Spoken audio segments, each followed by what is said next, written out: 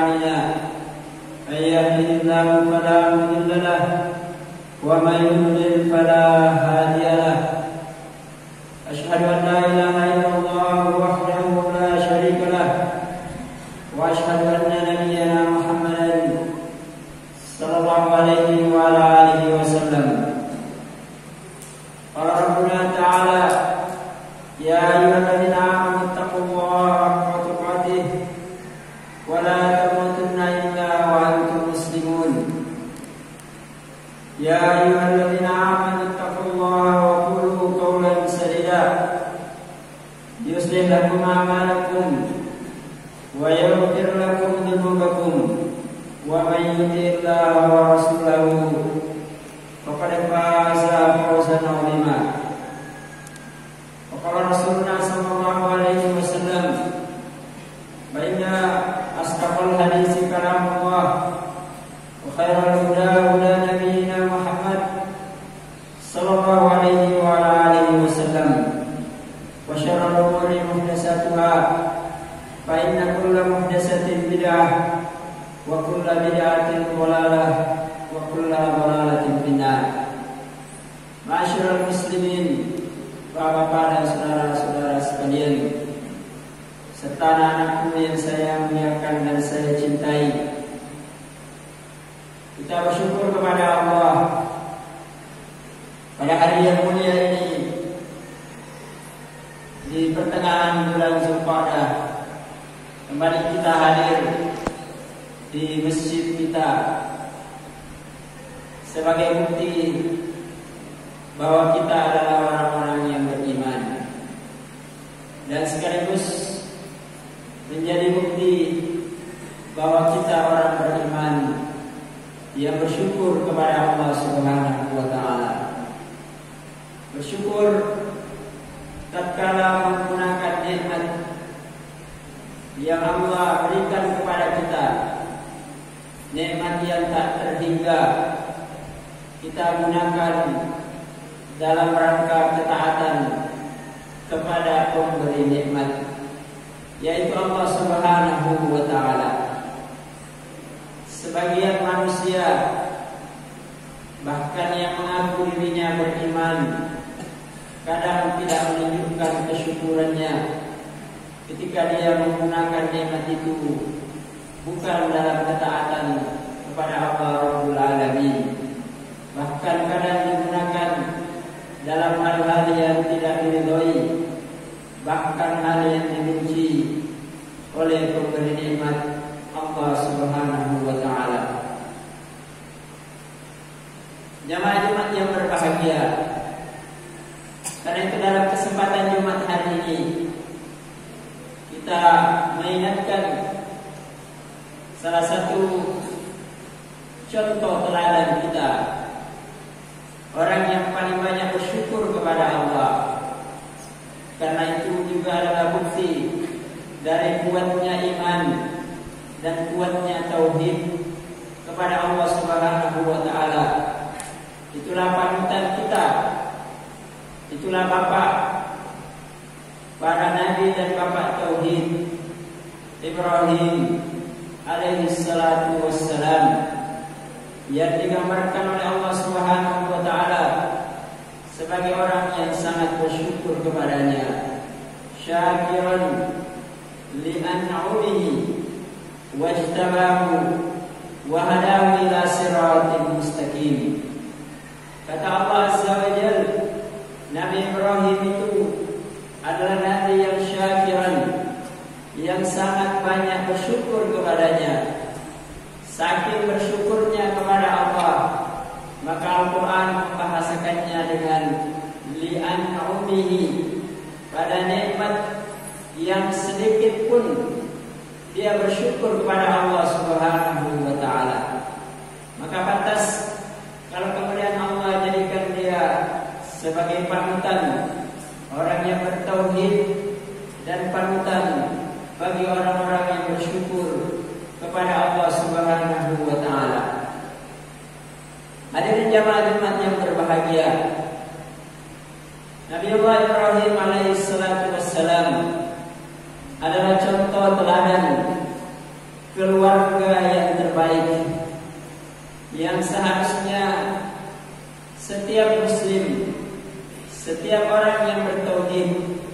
selalu mempelajari sirahnya, selalu mengingat-ingat sejarah perjalanan hidupnya, dan juga menjadikannya contoh teladan yang terbaik.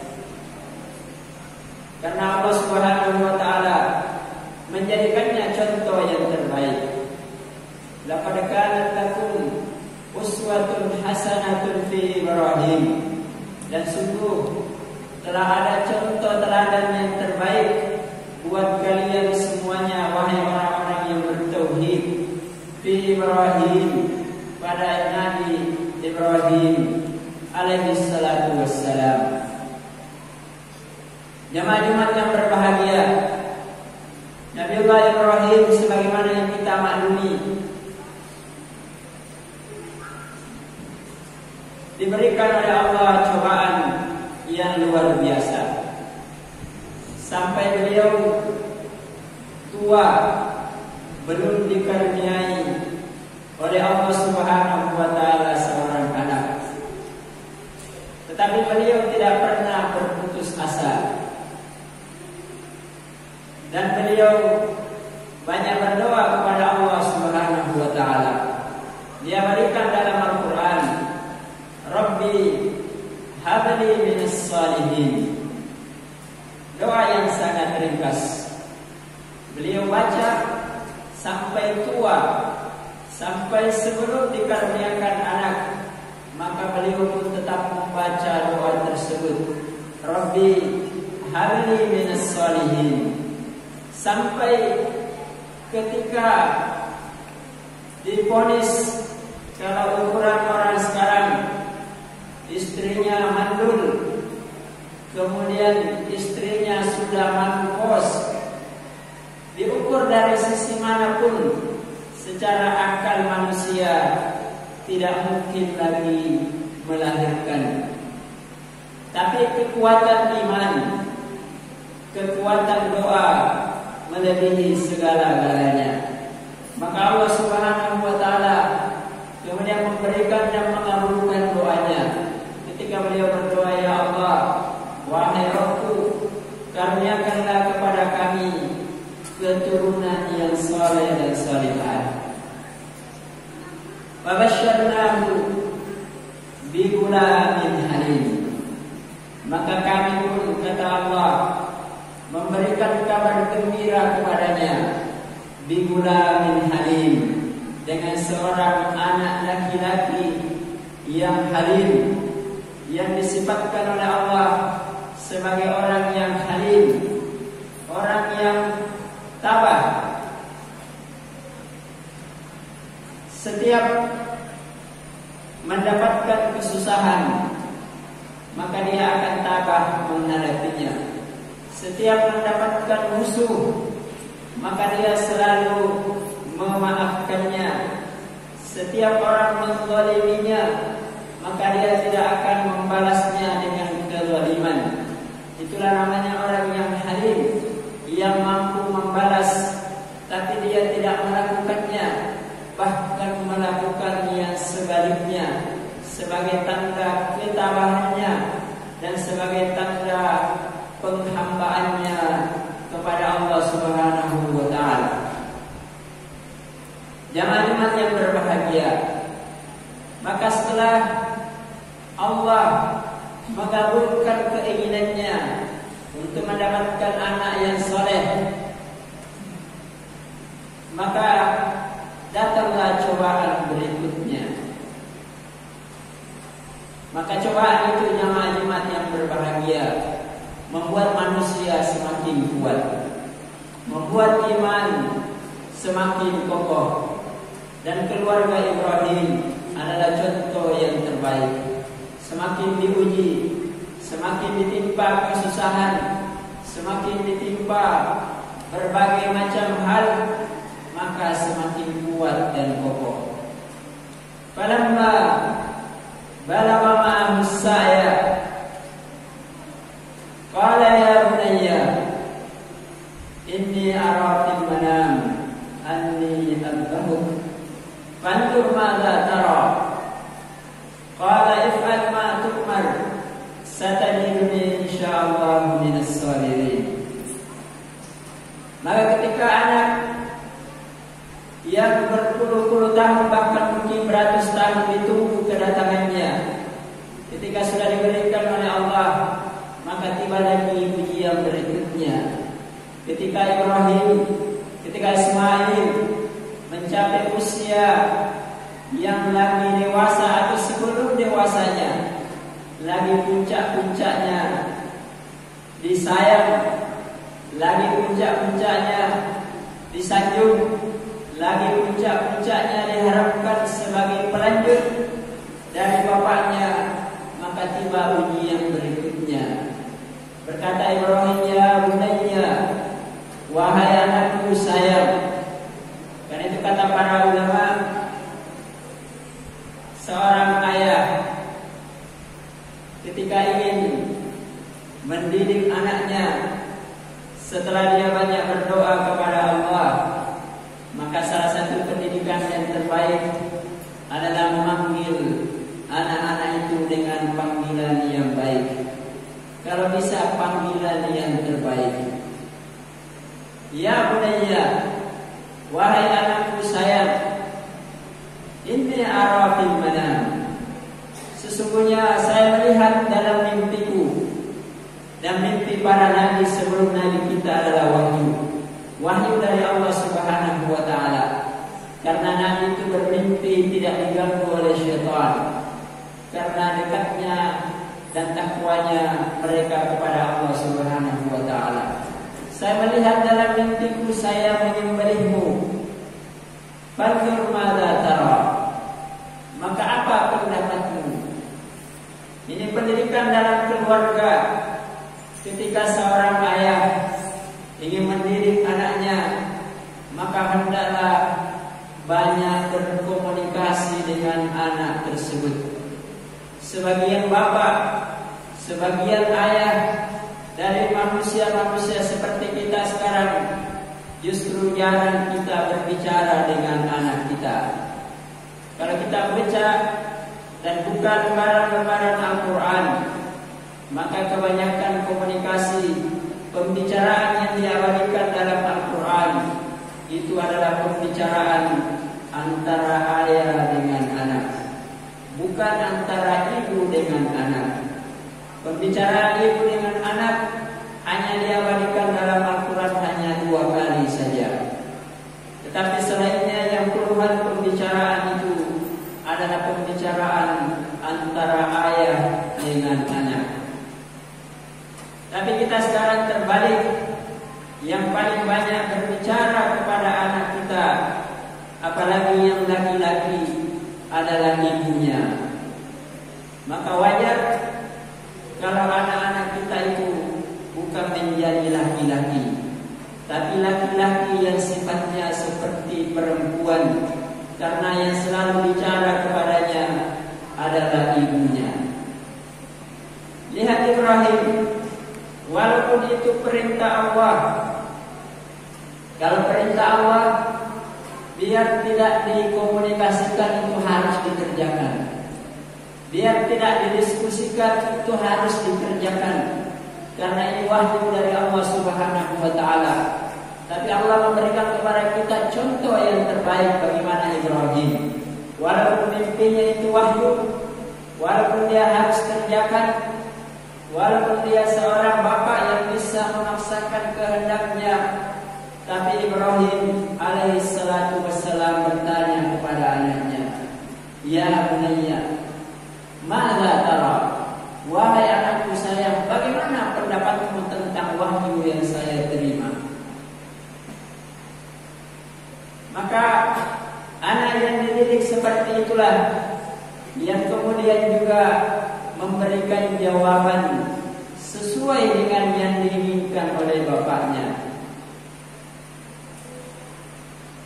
Beliau menjawab, if'al ma tu'mar, wahai bapakku, lakukanlah apa yang diperintahkan kepadamu. Karena dia tahu bahwa bapaknya mencintainya. Tidak mungkin dia melakukan sesuatu yang tidak baik untuknya.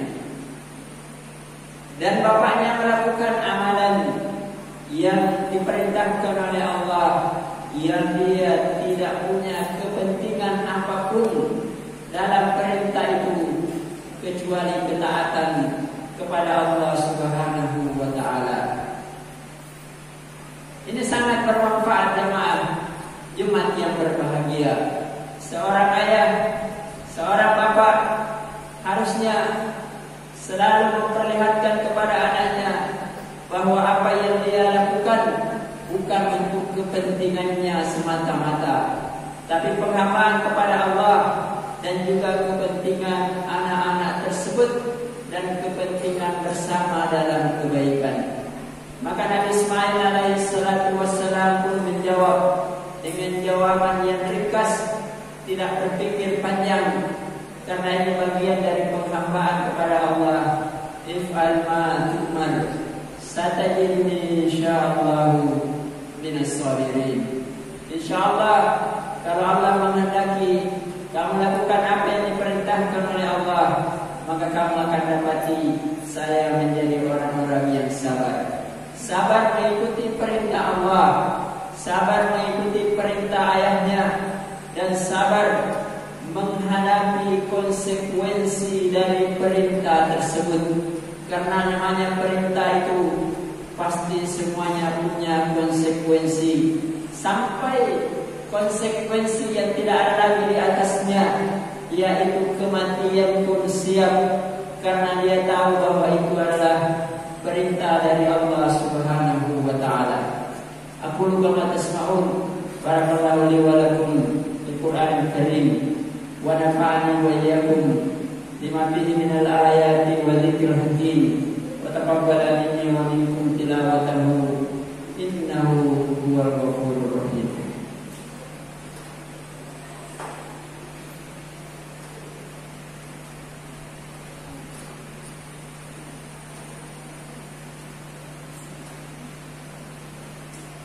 Alhamdulillahirabbil alamin, hamdan katsiran thayyiban mubarakan fihi kama yuhibbu rabbuna wa yarda. Asyhadu an la ilaha illallah wahdahu la syarika lah wa asyhadu anna nabiyyana Muhammadan sallallahu alaihi wa ala alihi wasallam. Jamaah Jumat yang berbahagia, sebagai pelengkap dari khutbah tadi, Ibrahim dan keluarganya adalah keluarga yang tangguh, keluarga yang bisa kita jadikan panutan, dan memang diperintahkan oleh Allah untuk kita jadikan panutan. Apalagi di zaman sekarang, ketika sebagian besar orang tua yang sudah berkeluarga puluhan tahun sekalipun, bahkan yang sudah punya cucu sekalipun, kadang menjadi bingung, kadang menjadi stres, kadang menjadi orang-orang yang tidak tahu harus berbuat apa.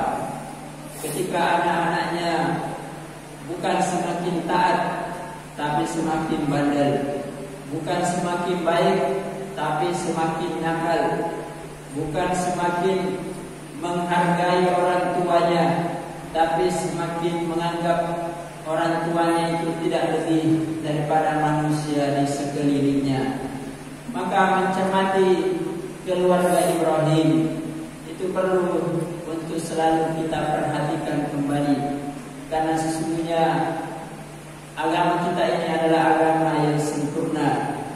Contoh, maka sebagai penutup, kalau ingin jadi ayah yang baik, suami yang baik, berlakulah seperti Ibrahim. Yang pertama, menjadi teladan. Karena sebagian besar manusia sekarang, apalagi di zaman media sosial, itu semuanya pintar bercerita, atau pintar membawakan cerita, atau pintar membawakan faidah-faidah, tapi sangat sedikit di antara mereka yang berlaku sebagai contoh. Bukan membawakan contoh, tetapi memberi contoh, memberi teladan. Kalau kita ingin anak kita rajin sholat, jangan bicara itu tetanggamu rajin sholat, itu temanmu rajin sholat, tapi dia sendiri tidak rajin sholat. Bahkan kita dapati sebagian hari Jumat pun sebagian kita terlambat sholat, terlambat datang ke masjid. Kalau kita terlambat, maka jangan harap anak kita lebih cepat datang dari kita, kecuali orang-orang yang dirahmati oleh Allah Subhanahu wa ta'ala. Kalau kita ingin mendengar dari anak-anak kita ucapan-ucapan yang lembut, kalimat-kalimat yang baik, maka kita memberi contoh. Ketika memanggilnya, ketika menghukumnya sekalipun, ketika menegurnya, ketika berbicara, maka berbicaralah dengan kalimat-kalimat yang baik, dengan narasi-narasi yang baik. Jangan selalu hanya mengancam, apalagi mendoakan yang jelek-jelek. Contohlah Ibrahim alaihissalatu wassalam. Dalam urusan akhiratnya saja yang sudah pasti harus dikerjakan, dia tetap memberikan kalimat yang terbaik. Kemudian berikutnya, jemaah Jumat yang berbahagia, keluarga Ibrahim adalah keluarga yang selalu menjadikan akhiratnya adalah tujuan mereka bersama, baik bapaknya, ibunya, maupun anak-anaknya. Kadang-kadang kita banyak berkomunikasi dengan anak kita, dengan istri kita. Kadang-kadang yang selalu kita diskusikan siang dan malam adalah urusan-urusan dunia kita. Bagaimana mobil kita, bagaimana rumah kita, bagaimana kebun kita.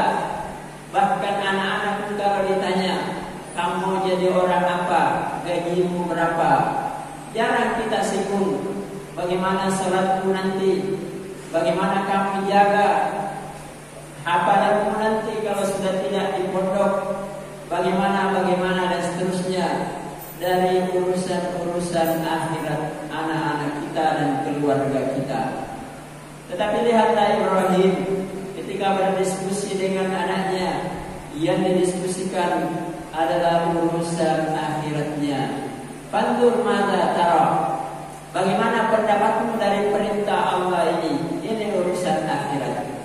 Karena itu kalau ini keluarga kita baik, maka banyaklah membicarakan urusan akhirat. Niscaya kebaikan dunianya akan mengikut, dan bukan sebaliknya. Ketika urusan dunia yang selalu disinggung, maka biasanya yang terjadi urusan akhirat itu semakin jauh, maka keluarganya pun juga semakin jauh dari Allah Subhanahu wa ta'ala. Allahumma ighfir muslimina wal muslimat wal mu'minina wal mu'minat al ahya'i minhum wal amwat innaka sami'un qaribun mujibud da'wat ya qadiyal hajat. Rabbana la tuzigh qulubana ba'da idh hadaytana wa hab lana min ladunka rahmah innaka antal wahhab. Allahumma arina al-haqqa haqqan warzuqna ittiba'ah wa arina al-batila batilan warzuqna ijtinabah. Rabbana hab lana minas salihin, Rabbana hab lana minas salihin, Rabbana hab lana minas salihin. Rabbana atina fid dunya hasanah wa fil akhirati hasanah wa qina adzabannar. Ila rahimakumullah, innallaha wa malaikatahu